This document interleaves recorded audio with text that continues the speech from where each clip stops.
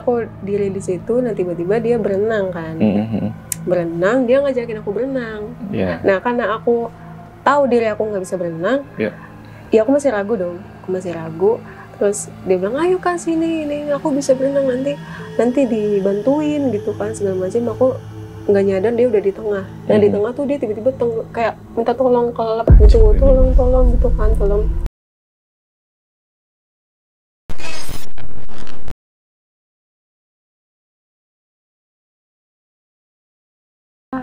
Yang aku ingat ya, ada 3 momen dimana aku komunikasi sama dia, diajak keluar gitu. Diajak keluar dalam artian? Nah jadi tuh ini posisi lagi tidur? Iya, tiap malam tuh ya aku nggak kemana-mana gitu. Setelah pulang sekolah nggak kemana-mana. Terus tanteku juga ngeliat aku tidur, cuma aku tuh merasa aku keluar gitu loh. Cuma tanteku tuh katanya ya pas malam ngeliat aku ya udah tidur, pules gitu. Cuma ada 3 tempat di mana aku kayak merasa diajak keluar. Pertama itu ke danau. Iya ke danau. Dan itu awal mula aku bener-bener yang komunikasi kayak temen gitu deh. Kayak aku merasa punya temen situ ya. Gitu. Terus habis dia bilang gini, Kak, Kakak main temenan sama aku aja. Orang-orang di rumah kakak, di sekolah kakak, pokoknya di sekitar kakak tuh jahat semua, dia bilang kayak gitu. Terus ya yang namanya aku ya pas di situ tuh kayak emang lagi apa ya, ngerasa belum betah kali ya di rumah tante gitu kan. Jadi kayak ya ini teman yang pas kali buat aku kan. Jadi intinya kamu kemakan tuh sama omongan itu? Iya. Terus itu awal mula aku tahu juga nama dia, suka dipanggil Arini. Aku nggak tahu itu nama siapa, cuma dia bilang nama aku Arini, dia bilang kayak gitu. Udah tuh pas di danau kita main, itu tuh vibes-nya tuh mendung. Kayak bukan maghrib sih, tapi kayak jam 5 sore yang kayak mau ada badai. Langit gitu. oren nggak atau gelap? Gelap, kayak ya gelap gitu. Terus ada bukan jembatan ya, kayak ini kan tanah, ini danau. Di sini tuh kayak ada jembatan kayu sedikit gitu. Bagus sih kalau untuk pre-wedding ya. Kenapa ke situ ya? Terus aku diri di situ, nah tiba-tiba dia berenang kan. Berenang, dia ngajakin aku berenang. Nah karena aku tahu diri aku nggak bisa berenang, ya aku masih ragu dong. Aku masih ragu. Terus dia bilang, ayo Kak sini, ini aku bisa berenang, nanti dibantuin gitu kan segala macam. Aku nggak nyadar dia udah di tengah. Nah di tengah tuh dia tiba-tiba kayak minta tolong kelelep gitu, tolong gitu kan, tolong. Nah itu tuh niat aku pengen nyemplung, cuma kayak masih takut gitu kan. Nah tiba-tiba pas aku beneran pengen banget, itu anak tiba-tiba ada di samping lagi. Kayak gitu, kayak bohong gitu. Dia ngomong kayak gitu kan. Terus ya udah gitu kan, aku nganggapnya biasa. Nah udah aku ingetnya sampai situ doang. Terus besok ke sekolah. Nah pas setelah main itu, aku tuh tiap bangun tidur kayak ngerasa habis lari, kayak kita ngos-ngosan gitu loh. Berasa capek? Iya. Dan bajuku tuh basah keringat gitu, dan di sini rambutku tuh kayak lepek keringet gitu. Terus ya udah berangkat segala macem. Nah itu udah ke sekolah tuh kayak udah bawa badan aja. Aku kayak itu tuh bener-bener lupa banget sih aku ngapain aja dan segala macam gitu. Nah terus malamnya lagi aku nggak tahu jeda berapa minggu berapa hari ya, cuma ketika itu diajak main tuh yang aku ingat tempat kedua adalah jalan tol. Terus tiba-tiba udah nyampe aja tuh di jalan tol, dia ngajakin aku nyebrang ke arah lawan kan. Nyebrang gitu. Jalan tol. Tadi aku ada di pinggir. Tapi posisi jalan tol ini lagi ramai banget kah atau emang lagi sepi atau gimana? Sepi benar-benar kosong. Benar-benar kosong, tapi itu merasanya aku siang, terang soalnya. Terus udah tuh akhirnya aku nggak mau kan, takut ada yang lewat, aku bilang gitu kan. Ya udah, dia kesel gitu, terus tiba-tiba ya udah lari nggak jelas gitu. Lari-lari gitu? Iya, tuh nggak ada dia bilang kayak gitu kan. Terus pas berapa kali bolak-balik ketabrak dia sampai beneran yang penonton. Aku ngeliat pakai mata kepala aku sendiri gitu kayak. Bener-bener yang, aduh gimana ya ngejelasin kondisinya tuh pas aku mau nyamperin itu tuh kayak semi hancur gitu sih. Jadi bener-bener dia ketabrak terus. Iya. Lu lihat dia. Iya. Kamu lihat dia hancur. Ceceran darah gitu segala macam kan. Terus pas aku mau pegang, itu anak tiba-tiba ada di pinggir jalan lagi.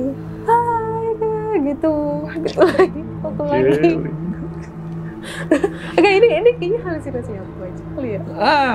Tapi kalau gini, halusinasi atau mimpi ya, kadang-kadang kalau mimpi, tapi ini bisa sedetail itu. Kau menjabarkan dari A sampai Z, ini menurut saya sih bukan mimpi, emang benar-benar pengalaman spiritual ya mungkin. Apa yang disebut raga sukma gitu? Bisa jadi, emang mungkin sukma kamu dibawa ke satu tempat itu. Satu tempat. Terus ya udah tuh, itu yang paling capek banget itu aku ngerasa. Terus kayak pas bangun tuh kayak ngecek tangan gitu, kayak perasaan gue megang tuh anak ada darahnya gitu kok, tapi kok nggak ada gitu kan. Dari situ kayak ini kenapa sih gitu kan. Terus, sorry saya potong, itu berarti kamu benar-benar megang sisa-sisa badannya dia gitu, kamu angkat atau? Aku nggak tahu megang apa, aku lupa, cuma ya pegang badan dia yang udah berlumuran darah gitu loh Kak. Tapi pas udah kena dia ada lagi. Iya, di tempat aku berdiri gitu. Terus ya udah ke sekolah lagi. Terus nextnya yang ketiga itu yang paling aku inget. Selanjutnya ke sekolah di mana aku tempat lomba. Ikut tempat lomba. Di yang kamu nendang kepala dia itu? Iya, maybe ya. Terus jadi kan itu gedungnya tuh ada lantai 3 deh, nggak masalah. Lantai 3. Terus kita naik ke lantai 3. Nah, terus tuh dia ngajakin aku lompat. itu kayak aku ngerasa ini mainnya udah aneh gitu kan. Kalau kemarin kan yang di jalan tol sama yang di danau itu kan kayak ngajakin lari-larian doang sama ngajakin berenang kan. Kalau ini kan gedung tinggi, lu ngapain loncat gitu kan. Itu aku agak aneh sih, cuma kayak masih belum berani menolak gitulah. Nah terus yaudah, tapi aku kayak enggak, masih takut gitu kan segala macam. Nanti kayak aku ngomong kayak patah tulang gimana gitu. Misalnya dikesel lagi, terus ya udah akhirnya dia loncat terus jatuh yang muka duluan gitu loh, jatuh muka duluan. Terus ya aku kaget dong, ini apaan gitu. Dia ngajakin loncat tapi kok nggak bisa kayak loncat biasa gitu. Maksudnya kayak ya udah lu kayak bunuh diri gitu kan. Aku nyadarnya. Terus udah aku turun pakai tangga di sekolah itu. Lah dia dari atas lagi, utuh lagi. Tapi dia pas kamu lihat ke bawah pas dia jatuh itu, ya maksud kondisi badannya seperti apa? Istilahnya kayak orang jatuh yang berdarah gitu atau? Dari sini ke bawah sih nggak kenapa-napa, cuma muka kayak apa ya? Ya udah keluar darah gitu. Itu kayak di sini kayak remuk deh. Iya, soalnya pas aku lihat muka duluan gitu. Nah, FYI, ketika aku sekolah itu tuh aku ngelihat dia ikut juga ke sekolahku.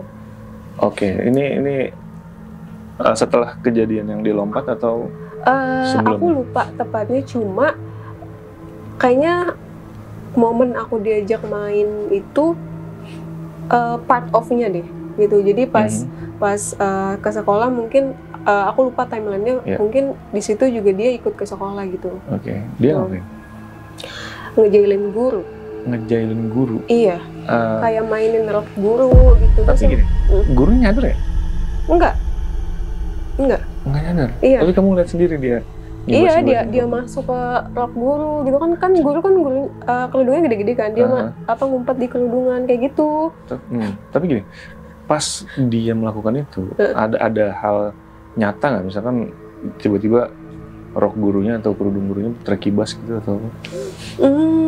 atau tembus aja udah selayaknya hantu biasa? Lupa banget. Detailnya lupa.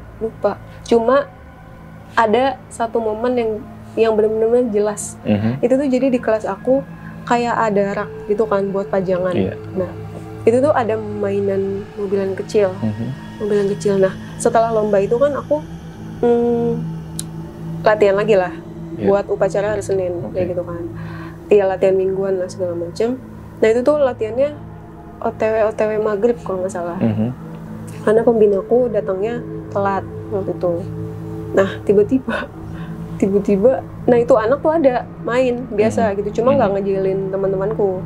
Tiba-tiba temanku ada yang pingsan, cewek, terus kesurupan dia, kesurupan tuh. Iya, terus nangis nggak jelas gitu. Ini, ya, terus kayak aku sih nengok sedikit ya, soalnya dia dibawa ke ruangan apa gitu, aku lupa. Terus dengar sedikit atau ngelihat sedikit gitu, aku lupa. Suaranya kayak jadi anak kecil. Gitu. Nah, terus tuh pas udah huru-hara kayak gitu, temanku yang masih di lapangan nemuin mobilan yang ada di rak itu. Anjir, berarti dia bawa mobilnya itu pindah dari rak ke ke bawah, ke lapangan sekolah. Terus ini mobilan siapa? Temanku nanya kayak gitu kan. Terus aku lihat, lah ini main di kelas gue, aku bilang gitu kan. Terus lah siapa yang mainin gitu kan. Terus yaudah tuh, karena ada yang kesurupan, mungkin anak-anak pada takut gitu kali ya. Terus udah tuh coba cek dulu, siapa tahu ada yang punya juga gitu kan, kata temenku yang lain. Dicek lah ke lantai 2 waktu itu kan kelas aku, kagak ada. Berarti emang itu dari rak. Tapi kan nggak ada suara jatuhnya, Kak. Aneh nggak sih? Jarak dari ruang kelas rak itu ke lapangan jauh? Lantai 2 sih kelas aku. Terus ke lapangan ya persis depannya. Nggak mungkin dia lompat dong tuh mobil, iya nggak sih? Ya nggak mungkin sih. Cuma kan pasti kalau ada barang yang jatuh kedengeran atau kelihatan sebenarnya. Iya, itu aneh banget kan. Ya udah tuh. Terus udah pada mulai takut-takut, ya udah akhirnya dibubarin kan, barisan pulang gitu kan. Besoknya kesurupan massal sekolah aku. Bukan sekolah aku sih, kayak teman-teman pasukan Paskibra. Itu kesurupan massal. Cuma aku doang yang nggak kesurupan. Bukan nggak kesurupan sih, tapi ngelihat teman-teman ngelihatnya aneh aja, udah keren gila katanya. Kosong, mata kosong, ditanya nggak jawab. Terus kadang ketawa sendiri, kadang ngomong sendiri gitu. Cuma aku ngerasanya aku diem aja gitu. Terus udah tuh akhirnya ada yang paling parah banget, namanya Okta, nama temanku.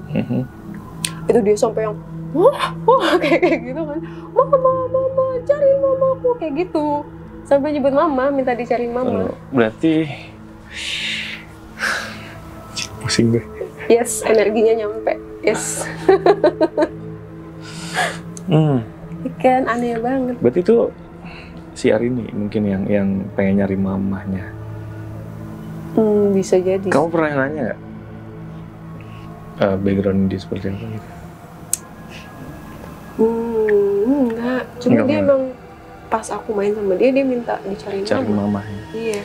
Terus yang kesurupan tadi? Ya akhirnya udah aku tengok, karena temenku di kelas sebelah kan. Aku tengok, ya elah nih bocah iseng gitu. Aku cuma kayak ya elah gitu doang. Terus disenggol aku sama temenku, ngapa lu temen lu kesurupan malah ketawa-tawa?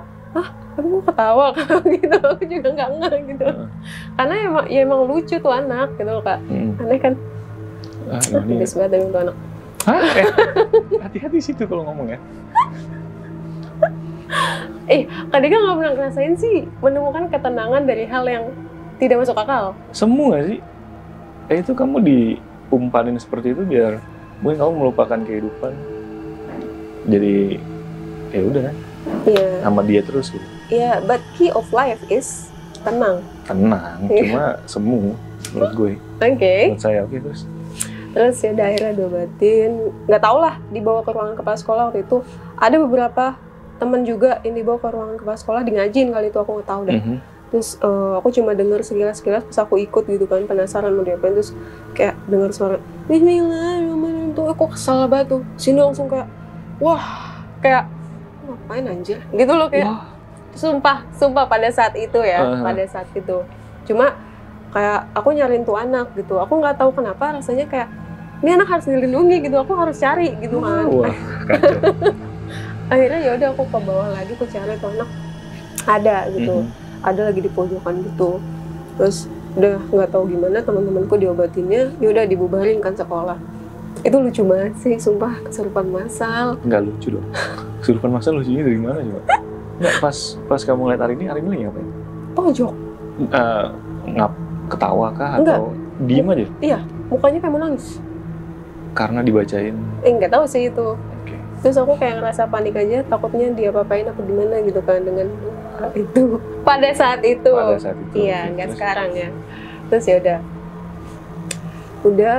Oh ya, momen gimana keluargaku nyadar kalau ada yang nggak beres sama aku. Itu ketika tanteku lagi mandi. Yeah.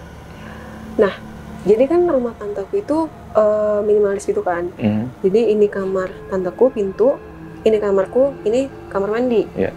Nah, dia tuh tipenya kalau mandi tuh pintunya agak kebuka sedikit gitu, karena ada exhaust jadi agak dingin kan. Yeah.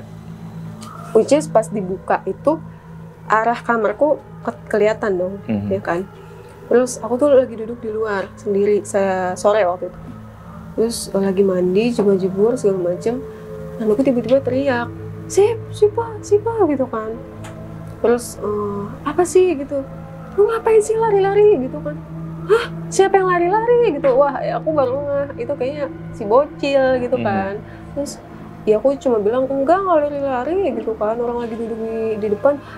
Yang bener orang dari tadi berisik banget juga gitu kan. Ada lah apa gedebak-gedebuknya katanya gitu. Terus aku tengok lah ke lemari, atas lemari ini kan, lemariku. Iya, dia cuma begitu doang.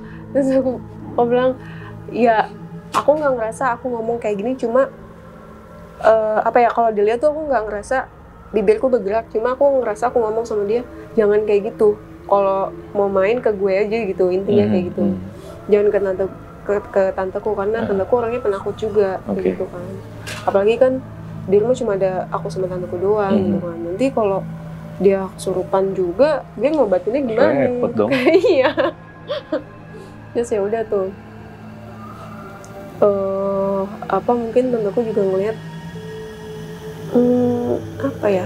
waktu itu tanteku pernah ngomong setelah paskibra itu ini mataku kayak makin lama makin gelap, sama berkantungnya makin kelihatan kayak gitu, kayak orang nggak pernah tidur lah gitu.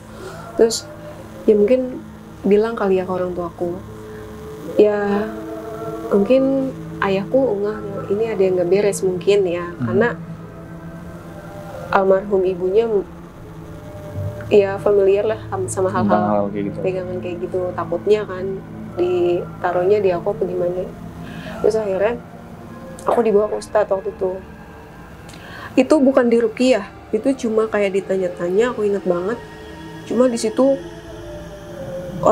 aku ngerasanya ya udah kesel aja gitu, lu ngapain gitu kan, kayak nanya-nanya hidup gue segala macem. Terus belakangan ini aktivitas aku ngapain aja segala macem. Terus kayak di sini dipencet, aku inget banget sakitnya, Allahu Akbar. Ngamuk gitu aku, ngapain lu gitu, Terus udah cuma sebentar doang itu, karena aku marahnya belum marah kata ayahku. Udah akhirnya dikasih air minum biasa doang. Sama ternyata dompetku diem-diem ditaruhin kertas lipetan gitu. Terus aku nggak tahu tuh waktu itu. Terus ya udah, tapi kok kayak nggak ada perubahan mungkin ya orang tua aku ngelihatnya. Ya udah akhirnya di ruqyah lah sama temen ibuku itu. Udah di ruqyah itu rasanya sakit banget Kak. Gak tahu ya apa yang sakit, cuma kayak nusuk banget gitu loh. Nusuk banget. Ruqyahnya dibacain ayat suci berarti? Iya.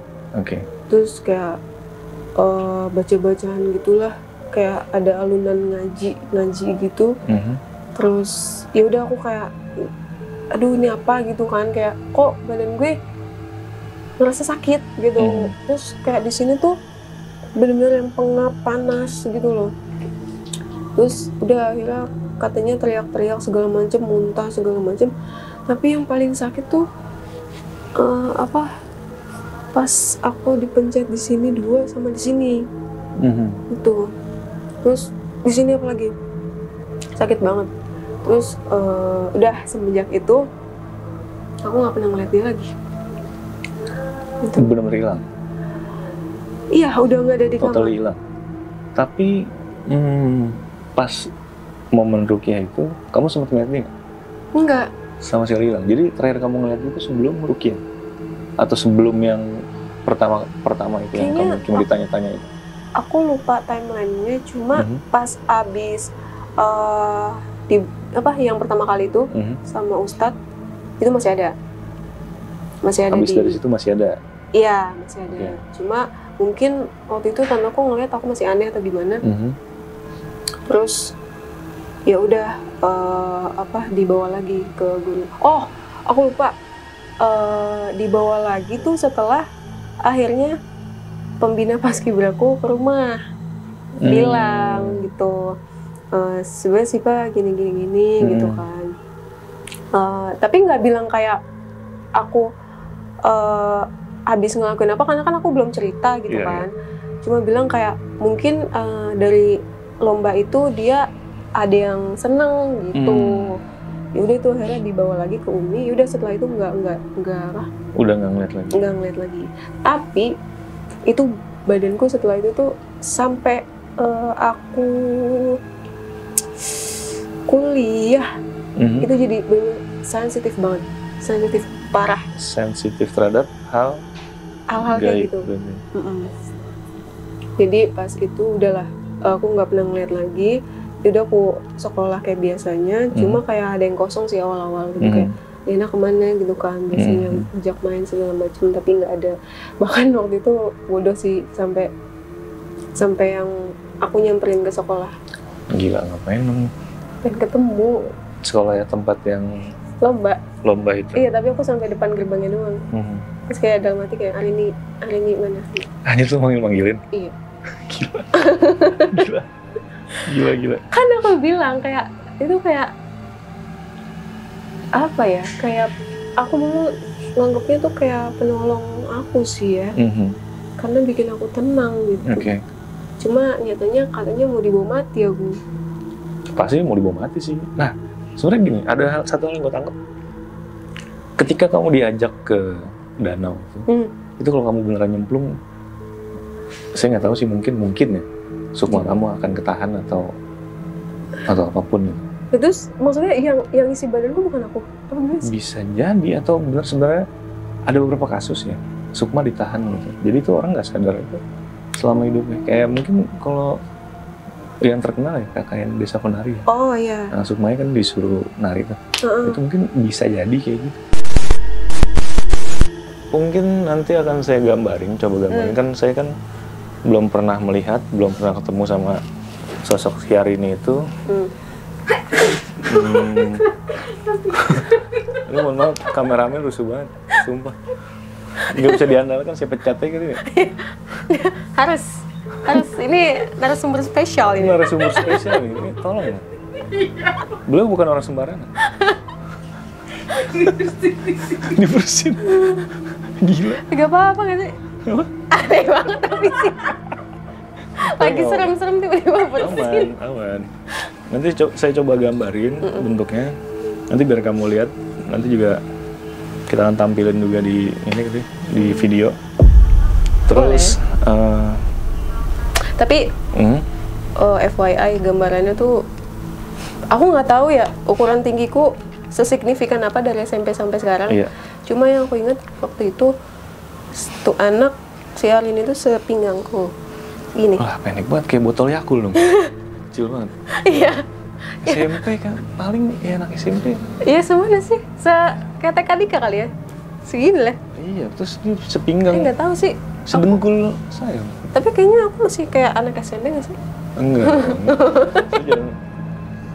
Jangan ngerasa so imut ya. Iya, pokoknya sepinggangku rambutnya tuh segini, seginilah. Terus matanya tuh memang agak tajam ya kalau natap ya, agak tajam. Terus ini tuh kayak bener-bener orang yang nggak pernah tidur 1 abad, hitam banget, terus pucet gitu. Dan ya gitulah. Itu anak. Baju. Oh iya, baru inget. Apa? Ketika itu semua selesai gitu kan, aku sama Rini, aku tuh kepo kan, what happened to me gitu kan, at that time gitu. Terus aku ngajak temenku, ke rumah pembinaku. Tapi bukan Kak Eka sih, Kak Baim, Bang Baim waktu itu. Terus aku ke rumahnya lah, terus ya udah dia akhirnya ngebuka semua gitu. Awalnya kan aku emang gak tahu apa-apa kan Kak. Terus dia bilang, ya beberapa tahun yang lalu memang ada kasus di sekolah itu katanya. Ada anak yang aborsi di toilet itu gitu. Tapi itu toilet emang udah lama nggak dipakai karena nggak dibener-benerin gitu, nggak direnov-renov. Tapi mungkin karena nggak dipakai ada yang kasus MBA terus aborsi di situ. Iya. Dan bukan tapi aku nggak paham konteks aborsinya, apakah emang mungkin setelah minum obat atau apa kali ya? Bisa jadi keluarnya di situ mungkin. Maybe. Karena kalau aborsi manggil dokter nggak mungkin kan? Nggak mungkin dong di kamar mandi kan. ya katanya itu. Terus emang itu sekolah setiap tahun tuh ngadain lomba. Nah, katanya sih dia pernah beberapa kali nemuin kasus gitu sih, kayak ada aja gitu, tapi bukan anak binaannya, bukan dari sekolah lain gitu, tapi dia dengar gitu kayak ada yang ke toilet terus mungkin batinnya atau apa kena kayak gitu katanya ya, cuma aku nggak tahu pastinya kayak gimana. Terus ya Kak Baim juga udah enggak sih, kayak ini anak kena nih gitu. Jadi kayak pas aku diobatin kaki itu ya udah kayak ya tinggal ini aja, maksudnya kayak nih anak si Siva kuat atau enggak gitu. Tapi ternyata kan dari keluarga juga ada effort untuk nyembuhin aku kan, dan I don't know, dan dia juga nggak tahu kalau misalkan aku masih tetap kayak gitu, apakah aku bakal jadi aku atau gimana gitu. Dia bilangnya kayak gitu sih. Iya sih, sebenarnya tuh aku masih nggak begitu memahami konteks kayak gitu ya, Rangga Sukma tuh kayak gimana. Cuma pernah sih teman SMK aku meninggal. Tapi itu setelah aku lulus 1 tahun atau 2 tahun gitu. Itu nggak kedengeran sama sekali. Setelah lulus emang nggak pernah nongol di Instagram juga. Terus tiba-tiba ada kabar sakit. Terus sakit, terus nggak lama ada info meninggal gitu kan. Ya udah kita jenguk terus katanya memang dia tuh emang anaknya agak berisi. Dan di sekolah pun agak sensitif lah. Nah ibunya bilang sakitnya bukan medis katanya, udah dibawa ke orang pintar, udah dibawa ke dokter juga, nggak ada keluhan apa-apa. Nggak ada, maksudnya normal semua gitu? Normal alhamdulillah, cuma pas dibawa ke orang pintar katanya ada yang seneng sama dia, terus ya mau dibawa aja katanya gitu. Bahaya banget. Nah terus gejalanya tuh kayak aneh gitu loh, kata orang pintarnya tuh, ibunya sih cerita kayak orang pintarnya bilang darah anaknya tuh kayak diambil aja, disedot atau gimana aku nggak tahu sih. Kayak umpan ya, kasih umpan ke tuh makhluk gitu. Gimana sih, tuyul nih? Nggak tahu. Tuyul nyedot darah sih, cuma mungkin konteksnya itu sari-sari kehidupannya disedot mungkin sama apapun namanya itulah, sama makhluk itu. Cuma karena emang dari yang berisi sampai yang belum berkurus. Iya. Kalau orang yang ada sakit pernafasan ya kayak TBC gitu kan kurusnya beda kan. Iya kayak gitu. Ini sampai kempot gitu loh. Terus mata juga kan kalau orang berisi kan agak jadinya mata agak sipit atau gimana. Ini tuh kayak agak belok. Ya, mata teman almarhum itu. Nah, diceritain nggak triggernya itu apa gitu? Enggak sih. Apa aku yang nggak inget ya? Cuma memang yang aku kenal tuh anak agak sensitif sih, gitu.